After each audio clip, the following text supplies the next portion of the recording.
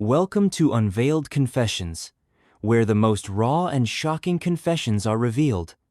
I'm pushing for 1,000 subscribers, and your support makes all the difference. Hit that subscribe button and be part of the journey. You won't want to miss what's coming next. I still remember the first night I matched with him because it started with music. Not the usual small talk, not "hey beautiful," not the weird emoji some guys send. Just a song link. It was Cigarettes After Sex, Apocalypse. That's how he opened. I replied with one of my favorites, and we ended up making a shared Spotify playlist right there in the chat. It felt like the most effortless thing ever. Every few hours we'd both drop songs. Not even talking much, just letting the music speak for us. It was weirdly perfect. For a week, that playlist became our thing. We named it Our Mess of Songs, and every time I listened it felt like we were building something. I never met him in person, but his messages felt personal, like he got me. He'd send things that matched my mood before I even said anything. When I told him about having anxiety, he added a song called Someone to Stay. When I said I couldn't sleep, he added Nights by Frank Ocean. It felt intimate in a way that scared me a little. After about 2 weeks, it started to feel like too much. He'd message constantly, and when I didn't reply, he'd add songs with titles like Where Did You Go? Or Talk to Me. I brushed it off, but something about it made my chest tighten. I ghosted him after that, deleted Tinder, muted the playlist notifications, and tried to forget about it. A few days later, I got a Spotify notification. A new song has been added to your collaborative playlist. I ignored it at first, but when it happened again, curiosity got the better of me. The new track was Every Breath You Take. I remember rolling my eyes, typical stalker anthem. But when I checked again the next day, more songs had been added. You're in My Bedroom, Lights Off, The Same Bed. None of those were real songs. They looked like user-uploaded tracks, no artist name, no album cover. I hit play on one out of dumb curiosity. It started with a faint static sound, then a low humming like someone testing a mic. After a few seconds, I heard my own voice. I froze. It was a voice note, me humming while cooking. I had done that 2 nights ago, alone in my flat. I closed the app instantly and checked every room, every window, every lock. Everything looked normal, but I couldn't shake the cold crawl under my skin. I went back to Spotify, heart pounding, and refreshed the playlist. Another song had been added. Green Hoodie, 2:47 a.m. That title made me want to throw up. The night before, I'd been up late scrolling on my phone in the dark, wearing my green hoodie. I hadn't told anyone that. Not even posted about it. I messaged my friend Mia and told her about it, but she thought I was overreacting. She said maybe he just made the songs before and it was all coincidence. I wanted to believe that, but then more songs appeared. The next one was titled, The Drawer Under Your Bed. That night I checked the drawer, it was slightly open. Inside was the small notebook I used for journaling. I only ever wrote in it when I couldn't sleep, mostly thoughts I'd never said out loud. Stuff about my ex, my mom, even about him, the Tinder guy. And I knew for a fact it had been closed before. I deleted the playlist, but Spotify brought it back automatically the next morning. It said, Created by you. I tried again and it just reappeared within minutes. I emailed Spotify support. They replied saying they couldn't see any other collaborator on the playlist. The only listed account was mine, accessed from 2 different devices. One was my iPhone. The other was an Android located roughly 6 miles away. I live alone. I don't even own an Android. By then I couldn't sleep properly. Every time I opened my phone, I'd see that green dot on Spotify next to my name, saying listening now. But I wasn't listening. It'd show random songs like Watching You Through the Screen, or The Tap on the Window. The last straw came on a Friday night. I had left the lights on and was lying awake, trying not to check the app again, but my phone lit up with a notification, new song added, Don't Look at the Window. It felt like someone had reached through my phone and whispered directly into my ear. I turned my head slowly toward the window, and I swear I saw a faint shadow pull away from the glass. Not a clear figure, just movement. I ran to the living room, called Mia, and stayed on the phone till morning. She came over later that day, helped me go through my settings again, and we both saw it. The playlist was still active, still shared with H_. That was the first letter of his Tinder name. I never gave him my full name, my address, nothing. We played one of the newer songs out loud just to see. It wasn't a song, it was a voice recording. You could hear breathing, faint footsteps, and then, clear as day, the sound of my bedroom door closing. I don't remember deleting Spotify, but it's gone from my phone now. Every time I re-download it, the same thing happens. It logs me out within minutes, and that playlist reappears under recently played. I've changed my passwords, moved flats, and stopped using any app that syncs data. But last week, Mia sent me a screenshot out of nowhere. It was a Spotify link. She hadn't opened it. The title said, "Our Mess of Songs, updated yesterday." The new track was called "She's Still Listening." I swear I haven't touched Spotify since February. It started as one of those lazy Friday nights when you're just swiping to kill time, not really expecting anything. I just finished work, ordered takeout, and sat on my couch half watching some dull show when her profile popped up.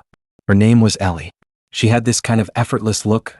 No filters, messy hair, hoodie, a dog sitting next to her in one of the photos. Her bio just said, "Looking for someone chill to grab a drink with." It felt normal, harmless.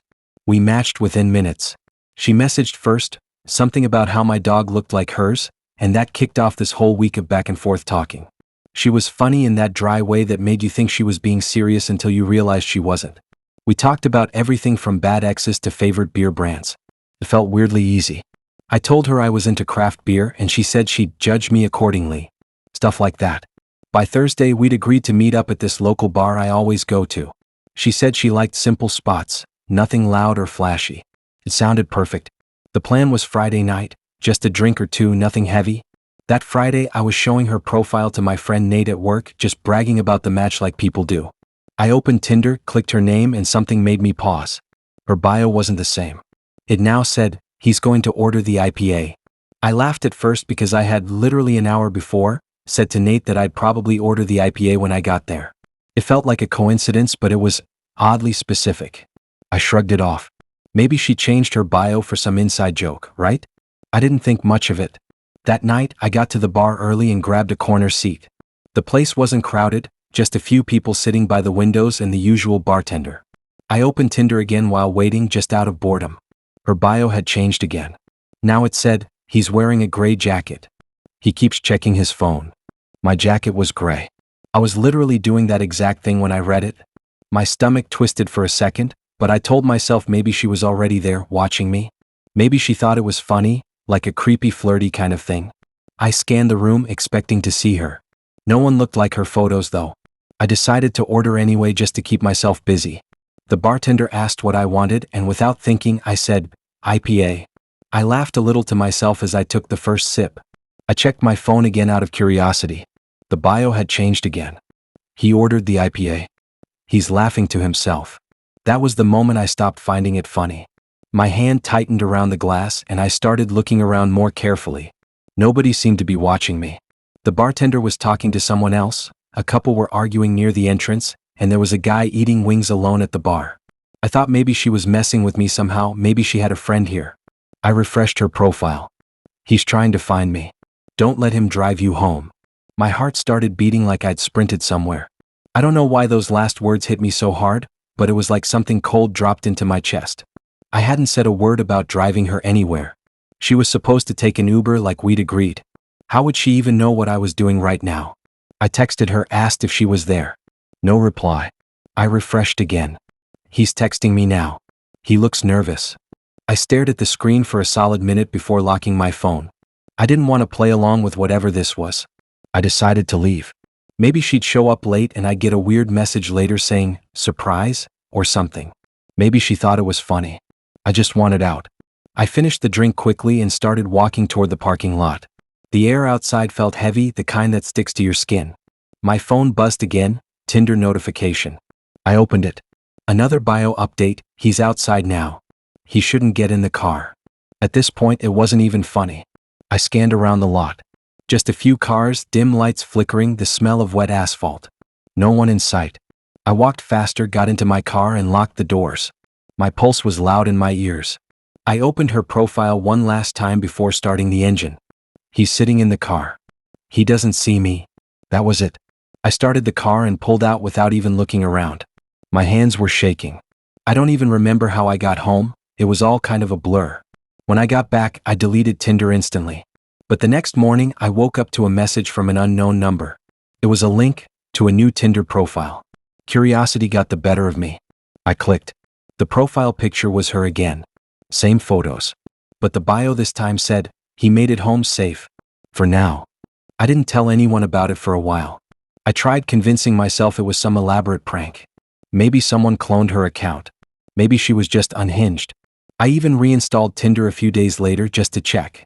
Her profile was gone. Completely. Like she never existed. But sometimes when I open random apps, like Instagram or even Maps, I get weird notifications saying, Ellie is nearby. It vanishes right after, but I always see it long enough to catch her name. Last night I gave in and searched Tinder again. Her profile was there. New picture. Different bio. It said, he's reading this again. And yeah, I was. When his profile came up, I actually laughed. I thought Tinder was glitching because it was him. Same dark eyes, same half smirk, even the little scar under his lip. The only difference was the name. My ex was called Ryan. This guy's name said Ethan. I almost swiped left. I'd spent months getting over Ryan, deleting photos, blocking his number, trying to forget how messy it all ended. But something about Ethan's profile made me stop. He didn't mention a twin or a brother, but he had the same tattoos. The snake wrapping around his wrist, the one on his ribs I'd seen 100 times before. It didn't make sense. I told myself it was just a random guy who looked similar. People had doppelgangers all the time, right? We matched within minutes. He sent a normal first message. Casual, nothing weird, and I convinced myself I was imagining things. His vibe was calmer than Ryan's, less cocky, more grounded. We talked for hours, and by the end of the week he asked to meet. The first date was at a small cafe near the city center. When he walked in, my stomach dropped. It wasn't just a resemblance. It was Ryan. Same walk, same stupid denim jacket, even the same way he'd flick his hair when it got in his face. But when he started talking, the voice was a bit deeper, like a slower version of him. I couldn't stop staring. I tried to laugh it off. I told him he looked like someone I used to know, but he brushed it off completely. He said people always told him that he had one of those faces. He didn't act like he recognized me at all. He didn't even flinch when I mentioned my ex's name later in the night. Still, the more time we spent together, the harder it was to ignore the little things. He had the same tiny freckle near his right eye, the same chipped front tooth, the same stupid inside jokes Ryan used to make. He even said something once, word for word, that Ryan had said to me the night we broke up. I froze when he said it, and he just smiled like nothing was strange about it. I kept checking his social media, thinking maybe I'd find a clue. His Instagram had only a few pictures, city shots, food, some gym stuff. But when I scrolled down far enough, I found a post of him wearing the exact same outfit from a picture Ryan used to have with me. The background was the same lighting, same angle, except I wasn't there. It looked like someone had erased me clean out of the image. I actually pulled up Ryan's old Instagram to compare. His account was still private, but the profile photo, the username, all gone. Just blank. When I searched again, it didn't even exist anymore. It was like he'd never been online at all. The second date felt heavier. I couldn't relax. Every time he smiled, it felt rehearsed. When he reached for my hand, I had this strong urge to pull away, like my body knew something my brain didn't. He said he'd never had a girlfriend before, that I was his first proper connection. I nearly laughed. I had pictures of me and Ryan all over my old phone, proof we'd dated for over a year. This guy was lying. That night, when I got home, I went digging through my old photo folder. Every picture I opened looked different. In all the ones of me and Ryan together, his face was blurred, not like bad camera quality, but like someone had smeared it. Some were even worse. His body was there, but his head was just gone. I thought maybe my phone was glitching, so I checked on my laptop. Same thing. Every photo with him was corrupted or altered. I started to panic. I texted Ethan, asking if he had a twin brother. He took ages to reply and said no, he was an only child. I decided to push it further. I sent him a screenshot of one of Ryan's old photos. He replied saying that was his account. He even said the username used to be his before he changed it. But when I looked closer, something was wrong. The timestamp said the photo was uploaded 2 years ago, long before I ever met Ethan. My heart wouldn't stop racing. I told him I needed space and he didn't argue. He just sent one final message saying he understood completely. I thought that was the end of it. A few days later, I was out with friends when I saw him again. Not Ethan, Ryan. Or maybe both. Across the street, leaning against a lamppost, staring right at me. Same face, same denim jacket, same tattoo glinting under the streetlight. I blinked and he was gone. I told my friends, but by the time they looked, no one was there. That night, my phone started acting strange.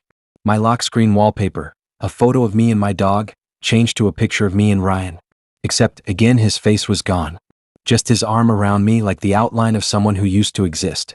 I deleted the photo, changed my wallpaper, but it kept coming back every time I locked my screen. Then came the notifications. Tinder messages from Ethan. But when I opened them, they weren't messages. They were old voice notes from Ryan. Ones I'd deleted months ago. Him laughing, saying my name, telling me to come home.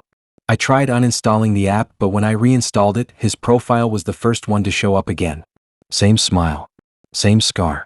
Bio updated to say, "You can stop looking." It's still me. I haven't used Tinder since.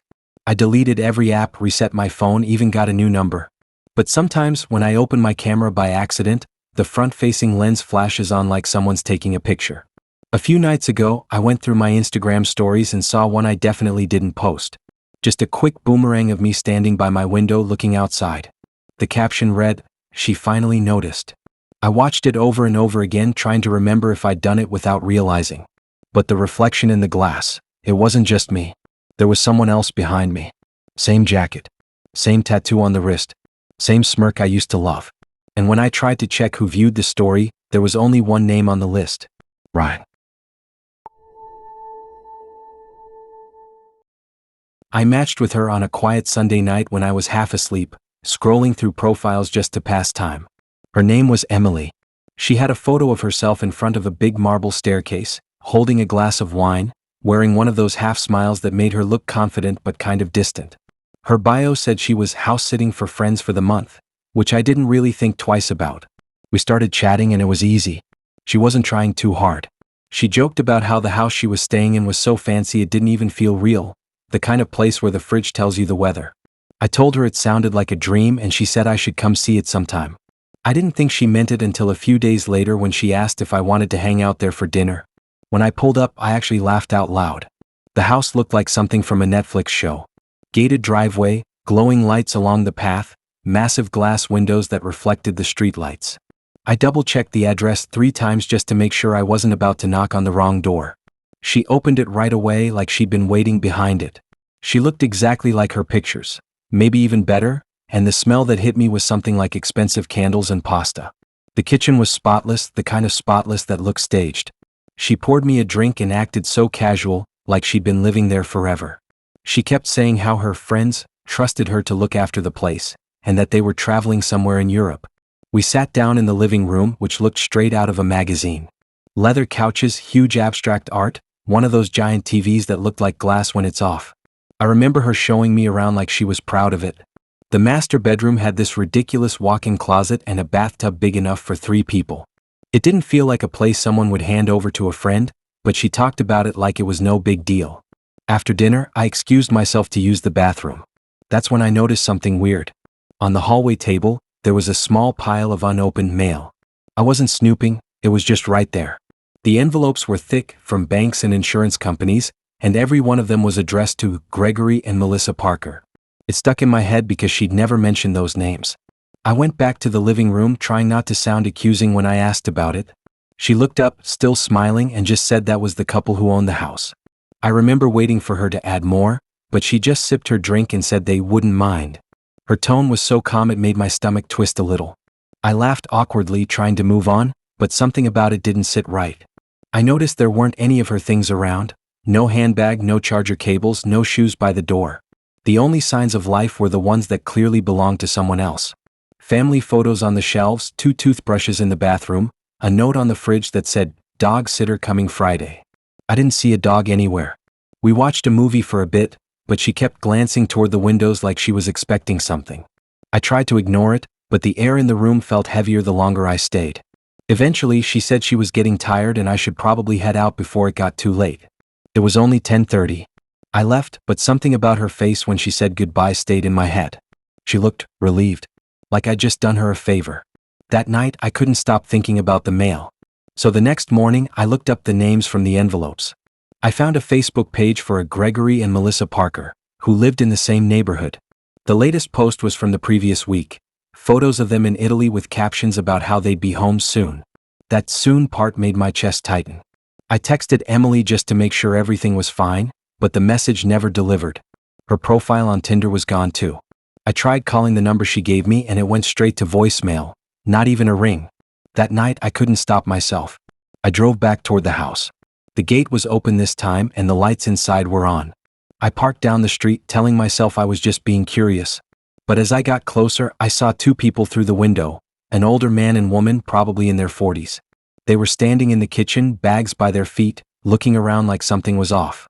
I froze there on the sidewalk. Then the woman walked toward the hall, the same hallway where I'd seen the mail. She bent down, picked something up and showed it to the man. Even from where I stood, I could tell it was a wine glass. My wine glass. The one I'd been holding the night before. He said something to her and she disappeared down the hall. The man walked to the front door and I panicked.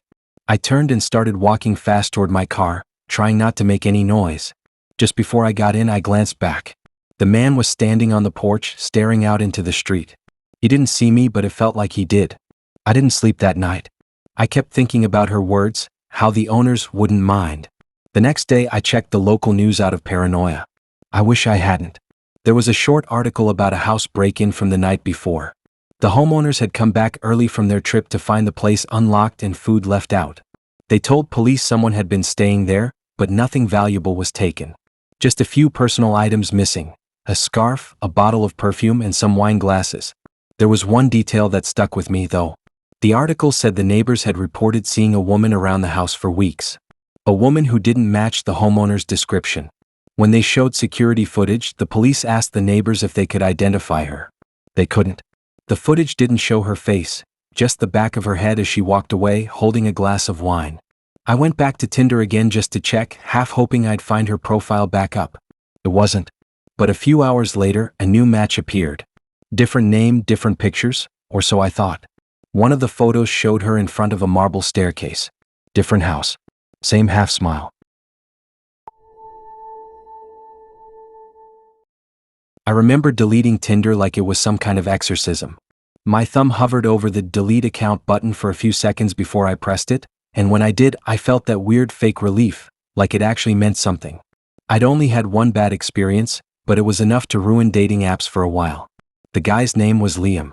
We matched fast, talked faster, and things got serious way too soon. He'd message me constantly like he needed updates on everything I was doing. If I took too long to reply, he'd say weird stuff like he was worried something happened. It was suffocating. We met a few times, nothing crazy happened, but by the third date I already wanted out. When I told him, he didn't get angry, just quiet. He said he understood. That should have been it. Except, for months after, I'd get random notifications from Tinder even though my account was gone. Messages from someone you may know, though I couldn't open them. One night, I got a weird email from Tinder saying my account had been successfully updated, even though I'd deleted it. I ignored it. I thought maybe it was just an old cache or some bug. By the time I made a new account, I used a totally different setup. New photos, new bio, new email, everything. I didn't even use my real name. I just wanted a clean start, and it actually worked. It felt weird at first, but then I started matching with normal people again. I talked to a few guys casually, nothing serious. Then there was Evan. He wasn't my usual type, but he had this calm look, quiet, not trying too hard. His bio said something simple like, "Just here to meet someone real." We matched on a Tuesday, and his first message came seconds later. "You still love your coffee black?" I stared at the screen. It was such a small sentence, but my stomach flipped. That was what Liam said the first time we met. He made fun of me for ordering black coffee. I thought maybe it was a coincidence, but when I looked back at Evan's profile, nothing about it was familiar. He sent another message after that, asking how my dog was. I didn't have any pictures of my dog on this new account. Not even one. The messages kept coming, casual but personal, like he already knew me. He talked about my favorite music, the park near my old flat, even mentioned the way I hate red wine but pretend to like it on dates. My hands started to shake a little. It was all stuff Liam had said. Word for word. I tried to play it cool, messaging back short replies while I clicked through his photos again. Different guy completely. Brown hair instead of blonde, different build, tattoos in new places. But the more I stared, the more I started seeing hints of him. The same expression, the same smirk in one photo, the same phone case Liam used to have. I asked him how he knew all that stuff. He replied instantly, "Because you told me." When I said I didn't, the app froze for a second. The screen went white, then glitched back to the chat. But something was wrong. The messages above had changed. The ones from Evan were gone, replaced by the old conversation I had with Liam months ago. Same sentences, same dates, even the typing bubbles, all back like nothing had been deleted. My heart started racing. I scrolled up and it showed the entire thread right back to the day we first matched. My new messages were mixed in with the old ones, like the app couldn't decide which chat belonged to which person. The usernames at the top kept flickering between Evan and Liam. I closed the app, reopened it, and the chat was blank. All gone. I tried searching his profile again, but it didn't exist anymore. I told myself it had to be a technical glitch. Maybe Tinder reused IDs or something. I reinstalled it and logged in again, but my message tab was filled with random usernames I didn't recognize. When I opened one, it showed Liam's profile picture again, even though that account had been deleted months ago. The next day, I got a text from an unknown number. No name, just a single message. You didn't have to start over. My stomach dropped. I didn't respond. I blocked the number, deleted Tinder again, and swore I was done for good. But that night, while scrolling through my photos, I noticed something off. My camera roll had screenshots I didn't take. Images of my Tinder profile, my messages, even a few blurry photos of me sitting at my desk. The worst part was that one of the screenshots showed the chat I'd just deleted, with a caption written across the top in white text. This isn't new. I stayed offline for a while after that. No apps, no dating, nothing. But months later, I started getting curious again. Maybe it really was a glitch. Maybe someone hacked my account or cloned it. I made another Tinder, this time under a totally fake name. No photos, just a random stock picture of coffee. Within an hour, I got a match. The username was Liam New. It wasn't even subtle.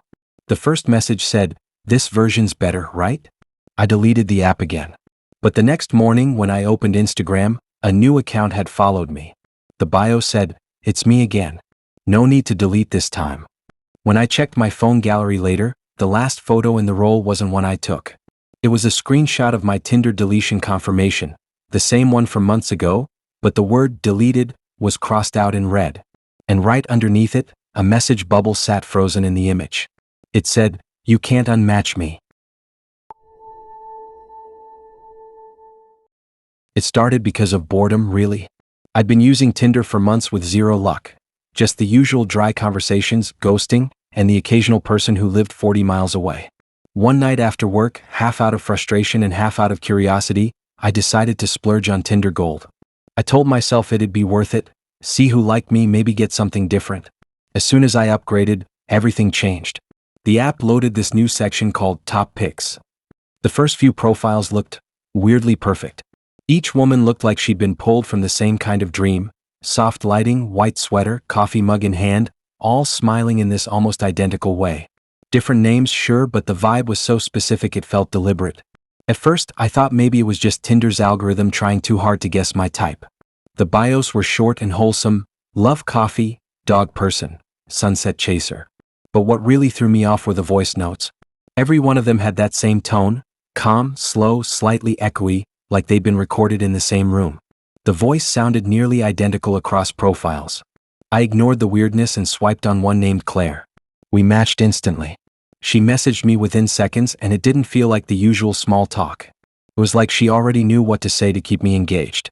She'd respond with these oddly specific details, stuff I'd never posted about but mentioned in old chats with other people. I thought maybe she Googled me or found my Instagram somehow, but she never slipped up, never said anything out of place. Just perfectly timed, perfectly worded messages. We decided to meet that weekend. She suggested a cafe I liked, not too busy, not too fancy. When I got there, she was already waiting, same as her photos. That same white sweater, the same mug, like she'd stepped straight out of the app. She smiled like she'd been practicing it for me, and everything about her was easy. Conversation flowed, she laughed at all the right parts, even shared stories that mirrored mine in this eerie way. It felt unreal, the kind of connection people brag about online. The chemistry was there, like we'd met before, like I was seeing someone I'd known in another life.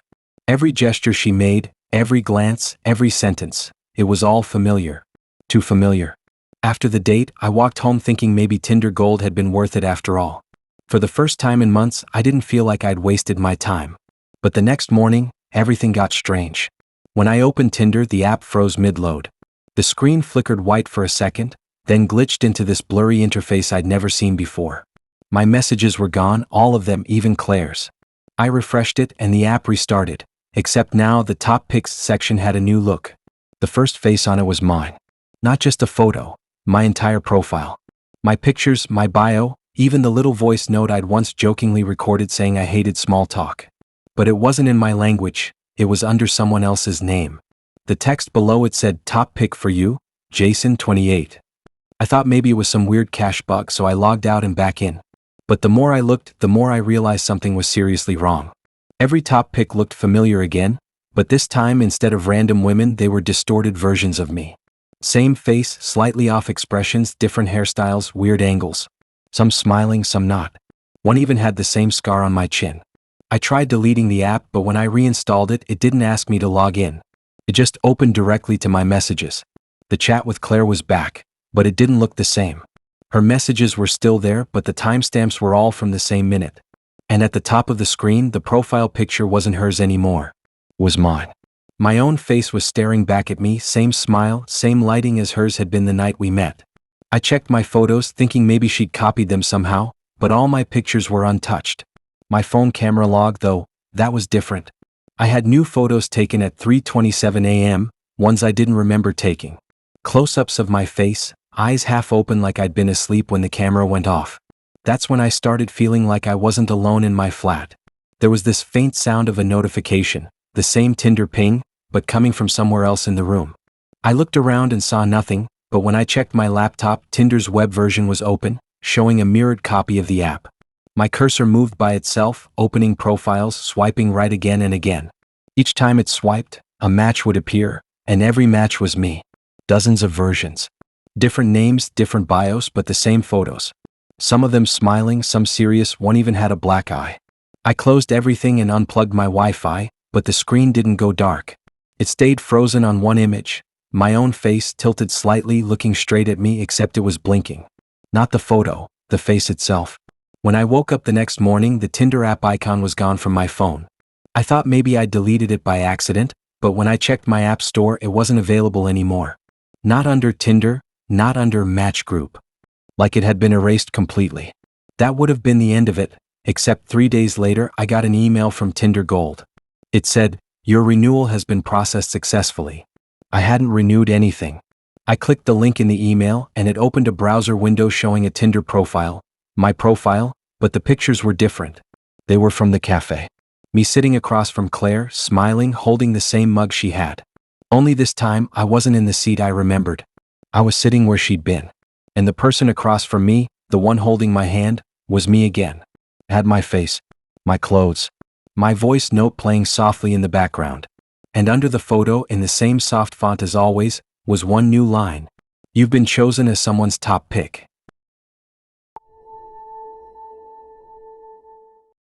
Our first date had been perfect in that casual, no-pressure kind of way that never happens anymore. We met through Tinder, chatted for a week, and met up at a quiet bar halfway between our places. He was normal, funny, chill, not weirdly intense like most guys I'd met online. His name was Adam, and everything about that night just worked. We stayed until closing time talking about random things, movies, travel, how he once got lost in Lisbon. When I got home, I couldn't stop smiling. It felt like one of those rare moments where online dating actually led somewhere decent. We texted all week after that. He'd send memes, little check-ins, even a photo of his dog wearing sunglasses that made me laugh. So when he suggested meeting again at the same bar the next Friday, I said yes without thinking twice. I even wore the same jacket I'd worn on our first date because I remembered how he'd said it suited me. The bar was busy that night, louder, more crowded than before. When I spotted him sitting at a corner table, I waved. He looked up but didn't react, just stared for a second like he was trying to figure out who I was. I thought maybe he hadn't recognized me, so I walked over, smiling, ready to joke about déjà vu. But as soon as I reached the table, he just blinked at me like I was a stranger. He introduced himself the same way he had the first time, same tone, same polite smile like we'd never spoken before. He asked my name, where I was from, what I did for work. Word for word the same questions he'd asked on our first date. I laughed at first, thinking it was some weird joke, maybe he was teasing me. But when I mentioned the last time we met, he just frowned like I was lying. My stomach started to twist. I pulled out my phone, opened Tinder, and checked our chat. Everything was still there, our old messages, the plan for tonight, even the photo he'd sent of his dog. His profile picture was the same too. I showed it to him across the table. He leaned forward, studying it carefully, then said it wasn't him. He said he'd never seen me before. I stared at him, confused, waiting for him to crack a smile or admit it was a prank, but he didn't. He looked dead serious. It was the same face, same voice, same stupid dimple when he smiled, but he looked at me with that kind of polite awkwardness you use when someone mistakes you for someone else. I tried to play along for a bit, thinking maybe this was some mix-up, maybe he had a twin, or maybe I was just losing my mind. But when I scrolled through his profile again, I noticed something off. The bio had changed. It used to say, "Just here for good conversation." Now it said, "Meeting new people for the first time." That made my skin crawl. I excused myself and went to the bar to get a drink, mostly to clear my head. I stood there for a minute trying to think logically. Maybe he had deleted and remade his account? Maybe Tinder glitched and somehow matched me with a new version of him? But that didn't explain how he didn't remember anything. While I was waiting for my drink, I glanced back at the table and froze. He wasn't alone anymore. Someone else was standing beside him, talking to him. I squinted, trying to make sense of it. She looked familiar, same height, same hair color, even the same jacket. At first, I thought my brain was just mixing things up. But when she turned slightly toward the light, I felt my chest tighten. It was me. Not someone who just looked like me, it was me exactly. Same clothes I'd worn on the first date, down to the shoes, the earrings, even the way my hair was tied. She laughed in that same awkward half smile I'd done the first time we met. I couldn't move. My hand went numb around my drink. The bartender said something, but I didn't hear it. I just stared as the other me sat down at the table, in my seat. Adam looked completely normal. He smiled, leaned forward like he always did when he was interested, like this was just another first date. The way they talked, it was identical to how ours had gone the first time. She even picked up her drink with the same hand I did, stirred it with the same little straw twirl I always did when nervous. It was like watching a replay, except it was happening live. I backed away from the bar, trying not to draw attention.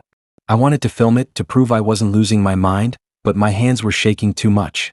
I kept blinking, hoping it was just some weird trick of the light or my reflection in a mirror, but it wasn't. I was standing 20 feet away and she was right there, living out my night. I slipped outside into the cold air and stood there for a few minutes, my heart pounding. I checked my phone again. Our Tinder chat was gone. Completely erased. My entire conversation history with him was empty. It was like I'd never spoken to him. Then a new notification popped up. A message from Tinder. It said, "You have a new match." I opened it without thinking. The profile picture was me. My name. My photos. But the bio wasn't mine. It said, "Just here for good conversation." I stared at it until my screen dimmed. My reflection in the glass door behind me looked off, like it wasn't moving quite in sync. I turned around fast, but there was no one there. Through the window, I could still see Adam and the other version of me, laughing, leaning in close, clinking glasses. I started walking home without looking back. Every few steps, I checked over my shoulder, half expecting to see her following me or him. But the streets were empty. When I got home, I deleted Tinder immediately. My phone froze halfway through, then restarted itself.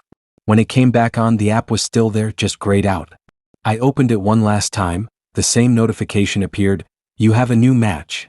This time, the name said Adam. But the photo wasn't him anymore.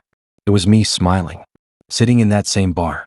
And behind me, blurred but visible, was another version of him, leaning in, laughing, starting it all over again.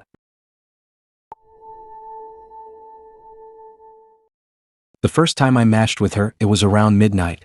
I'd been swiping without really paying attention, just half watching something on TV, when her face appeared. Her name was Ava. She had one of those quiet, calm smiles that looked almost out of place on Tinder.